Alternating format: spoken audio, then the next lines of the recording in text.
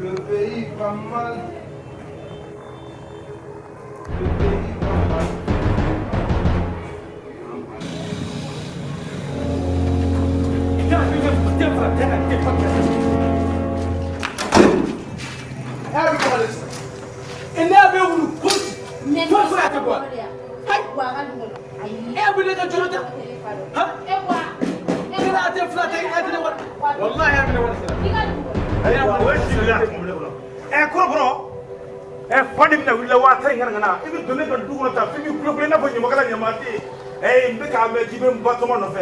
Ni sɔrɔ batɔma ko do kɔrɔbɔrɔ ba kuma bɔbara datugu jango a yɛrɛ n bɛ fa fa la ka don I la e bɛ fa don de e bɛ bese jɛgɛ e ni ɲɛfɔ e kana kɔnɔ e kana kɔnɔ e y'a kunkolo tiɲɛ na e y'a bɛ bɔ bɛ sɔrɔ n'i y'a bɔ bɛɛ wulu kutu n'i y'a bɛ k'a fɔ tu kɔrɔbɔrɔ e kana kɔnɔ ni ko in man ka marifa de kun bɛ da sinon bɛ kisɛ bɛ nufɛ bi ne kun bɛ kun ci malankolon e ni diɲɛ cɛ bɛ banna Batoma k'a ni kɔrɔkɛnin ma I bɛ fɛrɛ ka san musogira la I tɛ furu ma fiyewu ne de tun ka furu nka kɔrɔbɔrɔ min ɲɛna a tɛ kɛlɛ bange dɛ nin y'a daminɛ de an bɛ na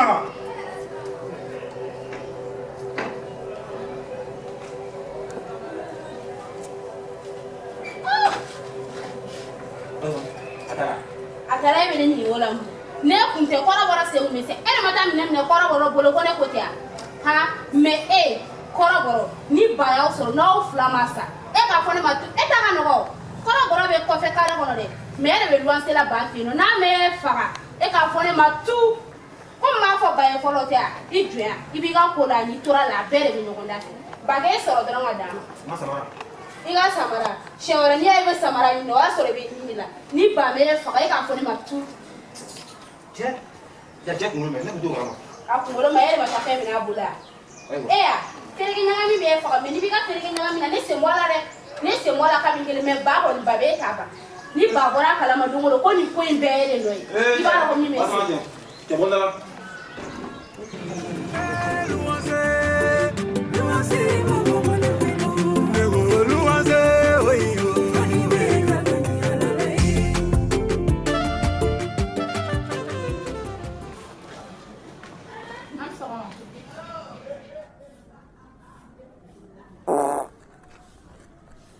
Jani ko dugu dɔ ka jan dɔ b'o kɔfɛ koyi a tɛ la wallahi ala y'a daga ni biri fɛnɛ na ni e ye saraka sara min na n b'i yɛrɛ saraka biri ma dɛ biri bɛ dun k'i tɔ k'i kolo k'i bila a b'i kɔnɔ ko ne bɛ n'i furu de wa n bɛ min f'i ye nin b'i kɔnɔ da I la hali peseli wari juma a tɛ se k'a d'i ma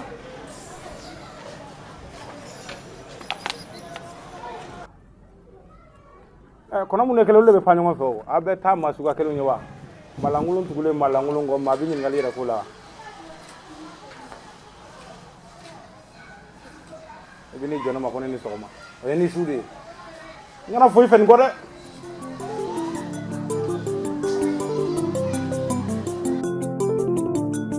This is music.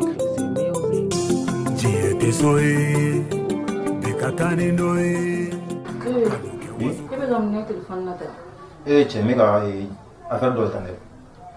Affaire tɛ ban dɛ. Cɛ sisan i b'a dɔn sisan an taara kɛla affaire dɔ n'an ma affaire nin dun ɲɔgɔn na yɛrɛ de. A tɛ ɲɛnabɔ quoi tu vois mais nin affaire la depuis kuma jumɛn sisan kɔni o kunna ka suma quoi. Dɔw kunna ka suma baara la dɛ. Tu vois. Oui. Oui. An bɛ nin bɛɛ la o. I tɛ da mɔgɔ furuko kuma la ni rien du tout. Mais ne m'a f'i ɲɛna k'i kɛ pe wa. Mais don o don an bɛ k'o kuma fɔ tatemina si tɛ bɔ. I ma dan na wa. N dalen don I la kɛ. Mais kɛ n'i fana m'a jateminɛ. Donc ni dalen na si tu me fais confiance là reste tranquille ne b'a ɲɛnabɔ pewu sa c'est-à-dire que n bɛ ka fɛn dɔ de ma kɔnɔ quoi est-ce que tu vois I yɛrɛ ma ɲɛ n bɛ k'a fɔ ko n bɛ affaire dɔ de la. Ko nin ye affaire ko kuma ye fana. Tu vois donc pour que e ka furu il faut mettre certaines choses en place tu vois sinon depuis ne nana ni so in kɔnɔ muso min kana da ne ka dilan kan ka sigi ne ka dilan kan ni e tɛ a ma kɛ ko la tu vois donc pour que n k'i furu de quoi donc n bɛ ka projet dɔ de la en place quoi c'est un projet là pour que ka sonya ba do jo. Non. Tu vois. Vous faites fin famille. Est-ce que vous savez qu'il faut qu'on aille la question modèle? Non, je te connais, mais donc c'est la raison pour laquelle que qu'on a affaire au détail, qu'un bâtiment n'y a pas de nier, qu'un bâtiment jo. Quel pays? Il n'y a pas de clé.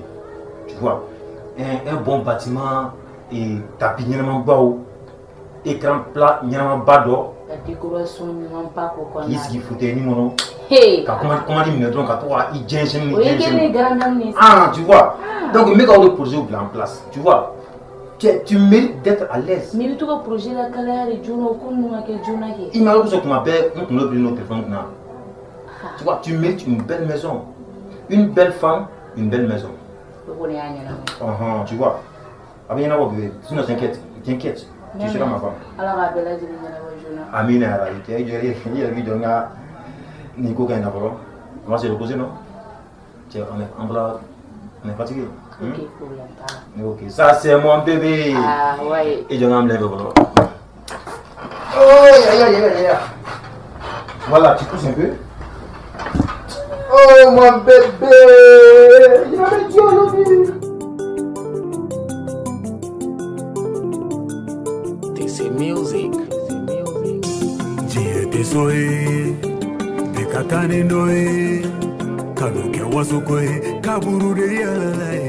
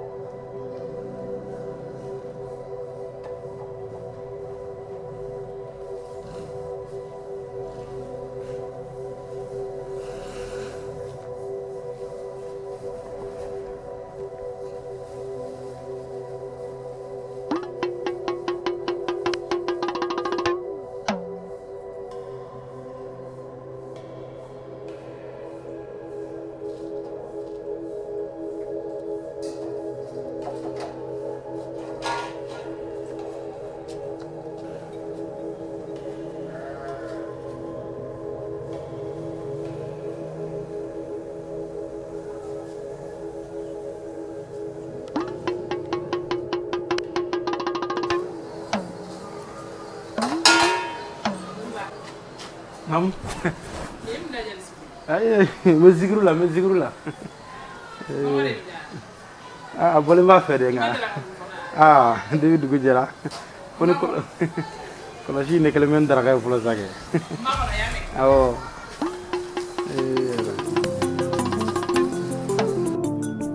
This is music. Jie desoe, Bekatane noe, Kanuke wasokoe, Kaburu de yalae.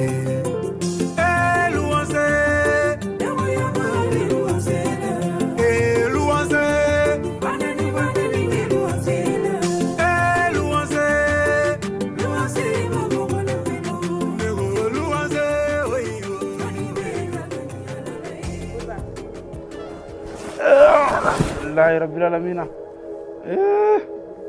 Aywa ini baraji dike jaran kuy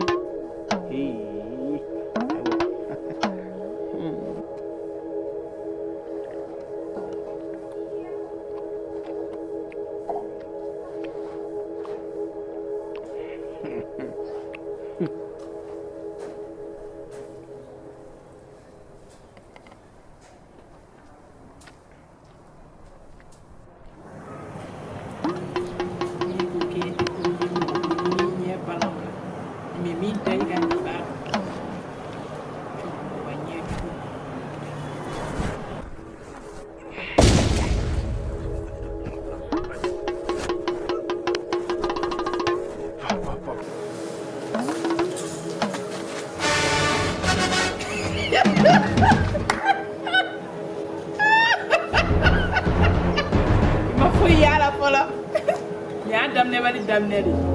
I bet she had a big boy.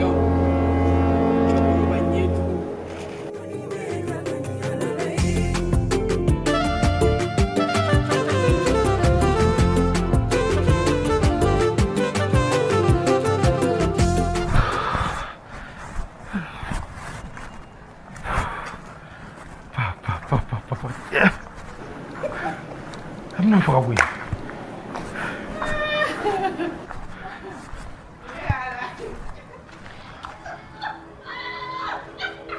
ni bi kafiri yɛrɛ yɛrɛ ɲini dɛ 100% wallahi e Mamadu i bɛna faga ni ka buru ta i ka buru ni ka kafe nata i ka buru ni ka kafe ta ba e bolola dumuni kɔni ni y'o haramuyalen ne fɛ pewu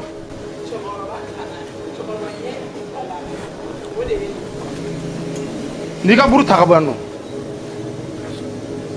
na n ka kafeji yɛrɛ bɔ n kana fili ka ɲini ka tila k'a ta ka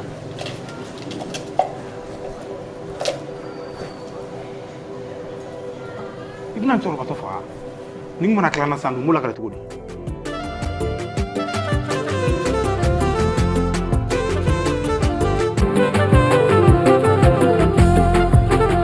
Bama no kon apeka fusa wo jango suti bolu.